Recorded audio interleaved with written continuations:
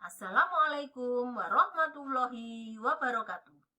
Come back to my channel dengan belajar struktur dasar akuntansi. Akuntansi adalah merupakan suatu sistem informasi yang mengukur aktivitas bisnis, memproses data menjadi laporan, dan mengkomunikasikan hasilnya kepada pengambil keputusan yang akan membuat keputusan yang dapat mempengaruhi aktivitas bisnis.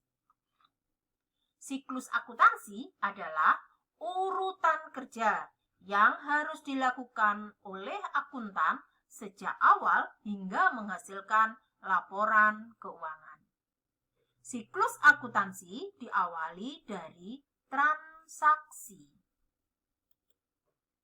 Transaksi adalah peristiwa bisnis yang dapat diukur dengan menggunakan satuan moneter yang menyebabkan perubahan di salah satu unsur posisi keuangan perusahaan. Dari transaksi tersebut, ada dokumen dasarnya. Dokumen adalah formulir yang menjadi bukti terjadinya transaksi tersebut.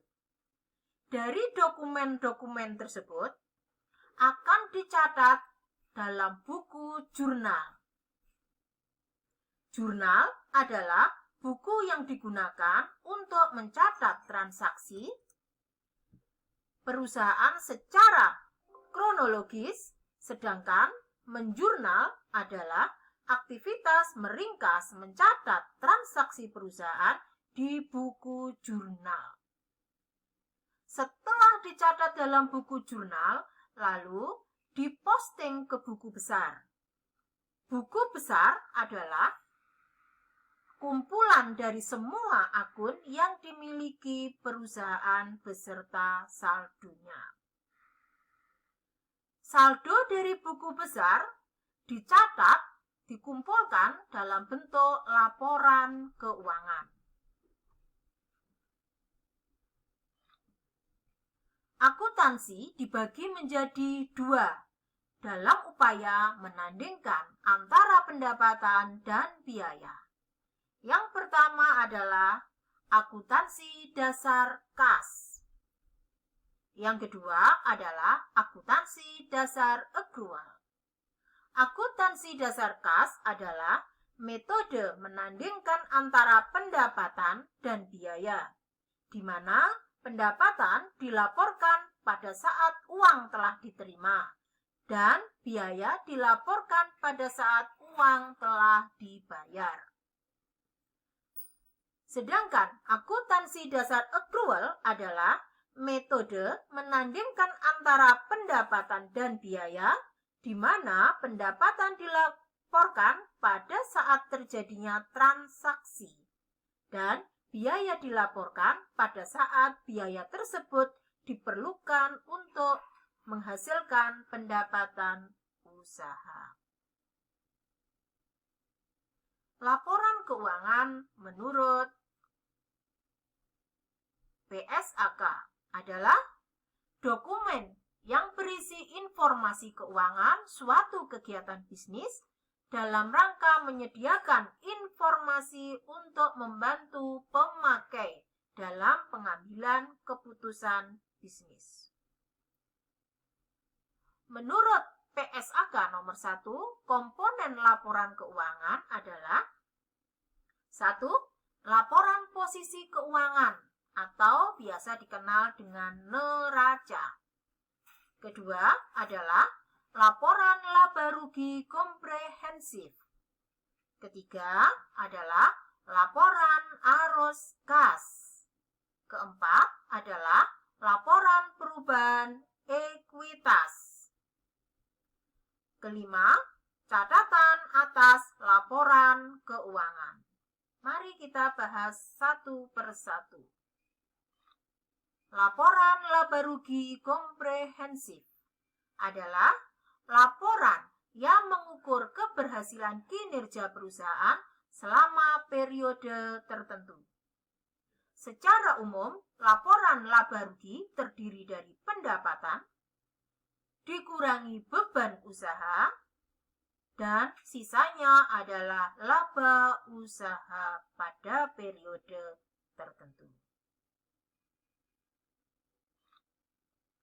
Laporan perubahan ekuitas adalah laporan yang menyajikan informasi perubahan ekuitas perusahaan antara awal dan akhir periode pelaporan yang mencerminkan naik turunnya aset net perusahaan selama periode, baik yang berasal dari setoran atau distribusi kepada pemilik atau yang berasal dari hasil atau kinerja perusahaan selama periode berjalan.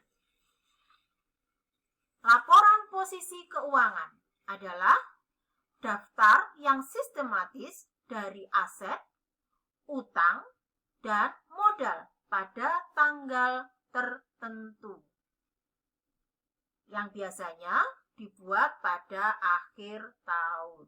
Laporan posisi keuangan ini bentuknya seperti ini. Ada sisi debit dan sisi kredit.